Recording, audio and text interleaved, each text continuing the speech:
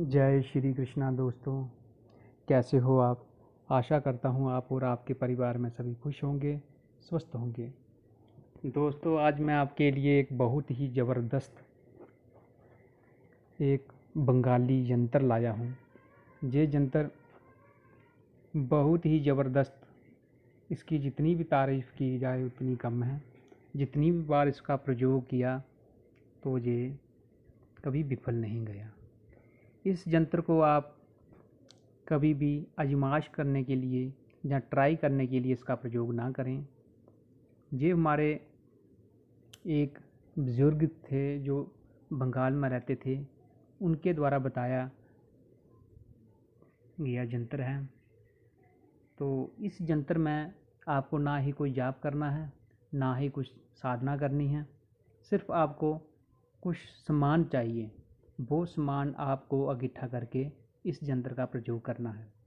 पहले तो इसका एक दिन में ही इसका काम हो जाता है, ज़्यादा से ज़्यादा 3 दिन आज तक किसी के पूरे नहीं हुए। पहले दिन या दूसरे दिन ही काम हो जाता है, चाहे व्यक्ति कितना भी खड़ूस हो, कितना भी नफ़रत करता हो, पत्थर दिल का हो। और इसकी ख़ास बात यह है दोस्तों, इस यंत्र का ऐसे प्रयोग ना करें क्योंकि ये शैतानी यंत्र है। ये एक शैतान है जो उस व्यक्ति पर, उसके दिमाग में जाकर हर टाइम, हर समय, उठते बैठते खाते पीते आपके ही गुणगान करता रहेगा, आपके बारे में ही सोचता रहेगा। तो इसका प्रयोग आप ऐसा ना करें। अगर आपने इसका प्रयोग कर भी लिया तो 3 दिन के अंदर उसको आप दिखने चाहिए। अगर आप 3 दिन में उसको नहीं दिखते तो इसमें खुदकुशी भी करने के चांस होते हैं। इसलिए दोस्तों, आप इसका ऐसे प्रयोग ना करें। ये सिर्फ पति पत्नी के लिए ही किया जाता है। जो तलाक होने का चांस है, लड़ाई झगड़े बहुत हद से ज़्यादा पार हो चुके हैं, कोई और आपके पास रास्ता नहीं है, तो फिर आप इस यंत्र को प्रयोग में लाएं। तो इस यंत्र में आपको ख़ास क्या चाहिए? सबसे पहले आपको चाहिए, आपका पति है, ये यंत्र आप दोनों प्रयोग कर सकते हैं। पति पत्नी पर भी प्रयोग कर सकता है और पत्नी पति पे भी प्रयोग कर सकता है। ये दोनों स्त्री पुरुष दोनों प्रयोग कर सकते हैं। सबसे पहले आपको उसका पहना हुआ कपड़ा चाहिए, और पहना हुआ कपड़ा ऐसा चाहिए जो कि धोया ना हो। कि ऐसा भी होता है ना, कभी कपड़ा पहना तो उसके बाद धो दिया जाता है, तो फिर उस पर फिर ये प्रयोग में नहीं, फिर काम नहीं होगा। आपको बिना धोया हुआ उसका लगाया हुआ कपड़ा आपको चाहिए। पहला आपको ये चाहिए दोस्तों, गधा का नाखून। अगर स्त्री को चाहिए गधा का नाखून और पुरुष को चाहिए गधी का नाखून।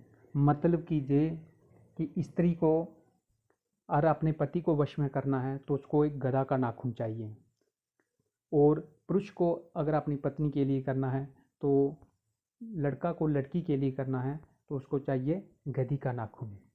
ये ज़रूरी है। ये आप, इसमें कोई मुहूर्त नहीं, कभी भी आप इसको प्राप्त कर सकते हैं। क्योंकि ये जो यंत्र है, इस यंत्र में ये गधा जो है ये एक शैतान है।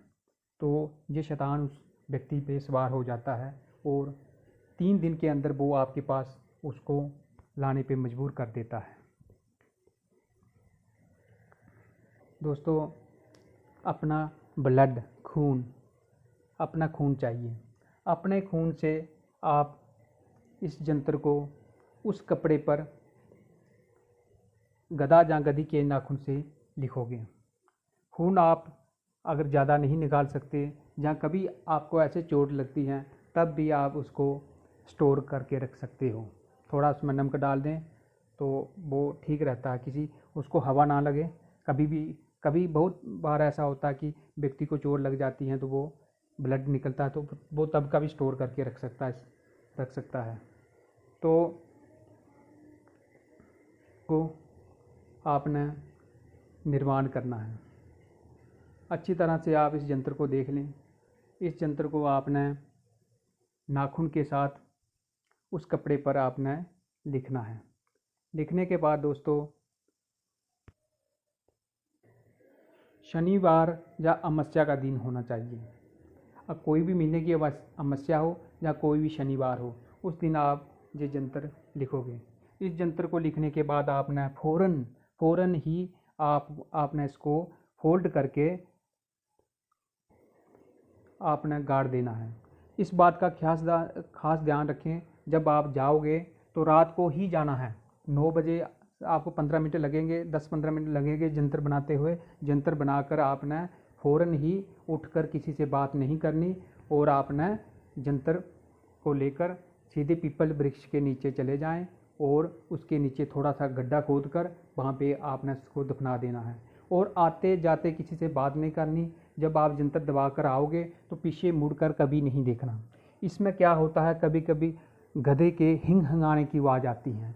जैसे गधा कुत्ता भौंकता है तो वैसे ही गधा भी अपनी आवाज़ में हिंगाता है, तो ऐसी आवाज़ आ सकती है। लेकिन इससे आपको घबराने की कोई ज़रूरत नहीं है। तो इसका आप दुरुपयोग ना करें।